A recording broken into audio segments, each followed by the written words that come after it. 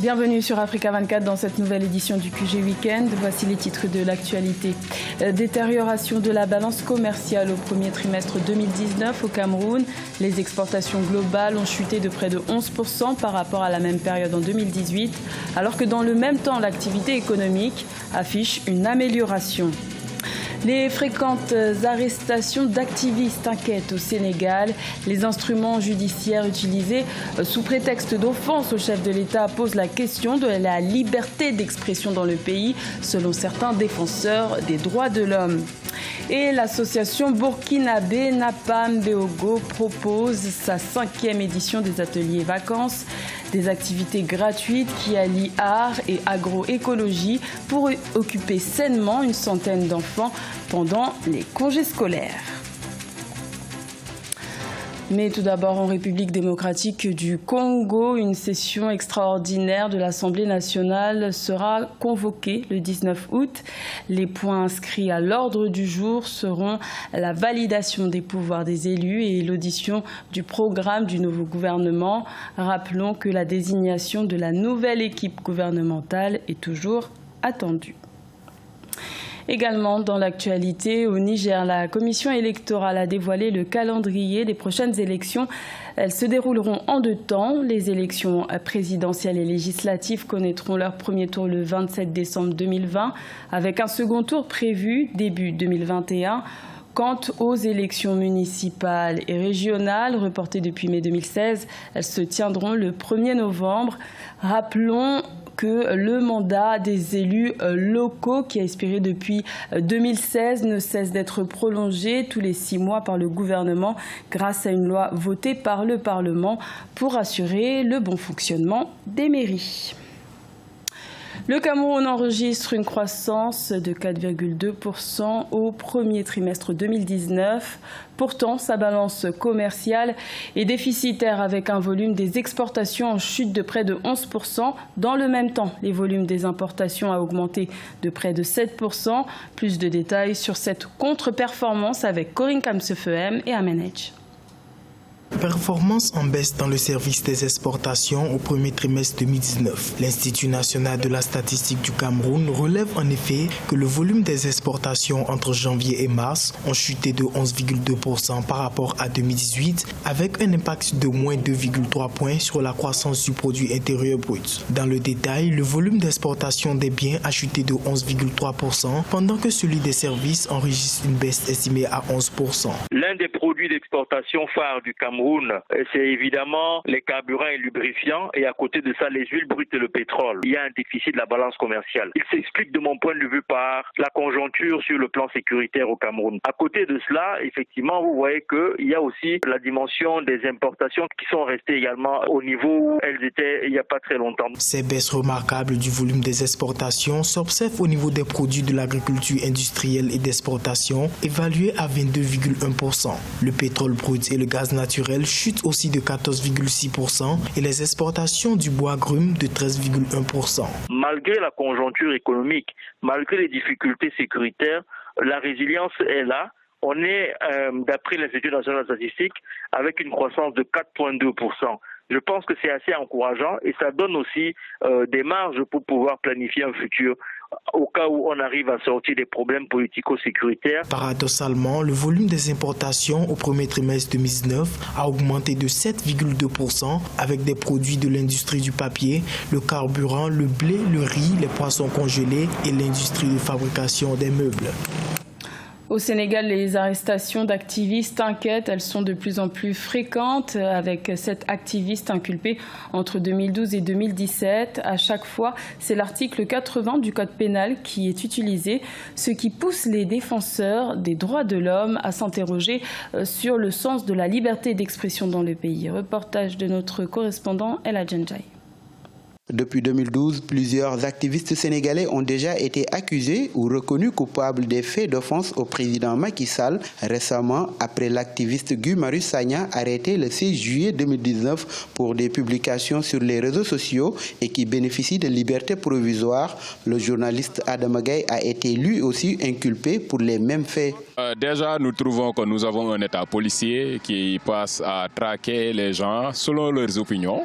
Nous avons donné le pouvoir à des gens Et nous avons le devoir de donner notre opinion sur leur gestion et même sur eux-mêmes.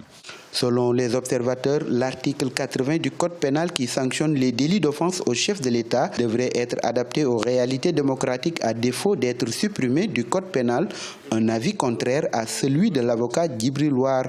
La liberté au sens du terme, c'est le droit de faire ce que les lois permettent.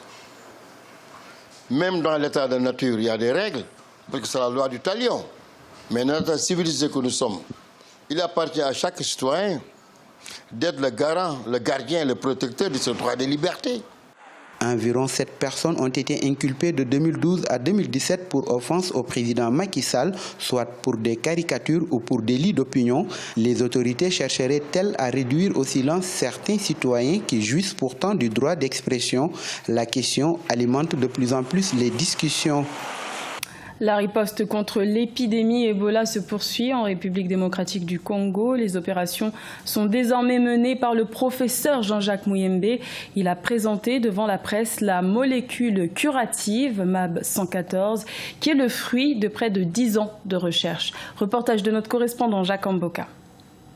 Un espoir pour la lutte contre la fièvre hémorragique Ebola. 43 ans après son apparition à Yamboukou dans la province de l'Équateur, en République démocratique du Congo, Jean-Jacques Muyembe, directeur de l'Institut national des recherches biologiques, a, au cours d'une conférence de presse tenue ce jeudi 15 août à Kinshasa, présenté MAB 114, la molécule curative d'Ebola. Ce protocole appliqué sous les sigles de MRI a été mis en place dès la déclaration de l'épidémie en cours, avec l'usage de 4 produits d'investigation. J'ai cité les MAP 114, le Régénéron, les IMAP et le Redemsivir. Le MAB 114 est le résultat des recherches d'environ 10 ans entre Institut national des recherches biologiques et l'Institut américain pour la santé, en collaboration avec plusieurs organismes, avec en tête l'Organisation mondiale de la santé. Le climat d'insécurité à l'est du pays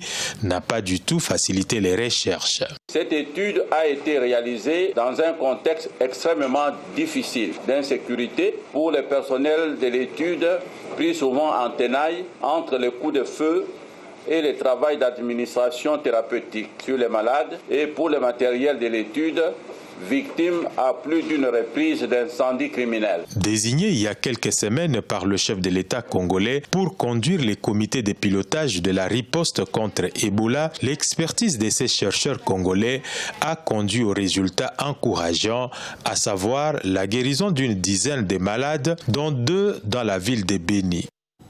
Depuis 2015, l'association burkinabé Napam Beogo propose des ateliers artistiques aux enfants, une initiative saine et gratuite pour occuper les jeunes pendant les vacances scolaires et les initier à l'art et à l'agroécologie. Reportage de notre correspondant Jean-Paul Ouedraogo. Pour leur 5e édition, les ateliers vacances Napam Beogo se déroulent au sein de l'espace culturel Main du Monde 6 à Gunga à Ouagadougou. Cette année, environ 150 enfants et jeunes âgés entre 6 et 17 ans bénéficient d'une immersion dans les arts plastiques, notamment la bande dessinée et l'agroécologie. Il s'agit, selon les initiateurs, d'occuper sainement les enfants pendant les vacances scolaires. C'est une réponse concrète aussi à une problématique locale, c'est-à-dire comment élargir les propositions d'activités pendant les temps libres des scolaires. On les a mis par groupe, par le groupe de 10 ou 12 groupes de 15, chaque palette, et eux-mêmes ils ont tracé les lignes et ils ont fait eux-mêmes les pépinières. Outre la sensibilisation sur l'environnement, l'activité vise aussi à permettre aux enfants de se développer sur le plan mental. Entre découverte et initiation, la pédagogie utilisée par des encadreurs professionnels suscite de l'enthousiasme et parfois même de nouvelles vocations. Mon expérience ici est vraiment très enrichissante. On a appris à faire des semis de tomates et de salade. Et aussi nous faisons un cours de dessin et je ne m'en sors pas mal. Plus tard, si je veux, on peut faire un jardin. Parce que nous, on a un jardin à la maison et j'aide parfois mon père à planter. En guise de clôture de la saison des ateliers vacances, un vernissage sera organisé le 28 août 2019 afin de présenter aux parents et au public l'ensemble des œuvres créées dans le cadre du projet. C'était le journal de la rédaction. Merci de l'avoir suivi. L'information continue sur Africa 24.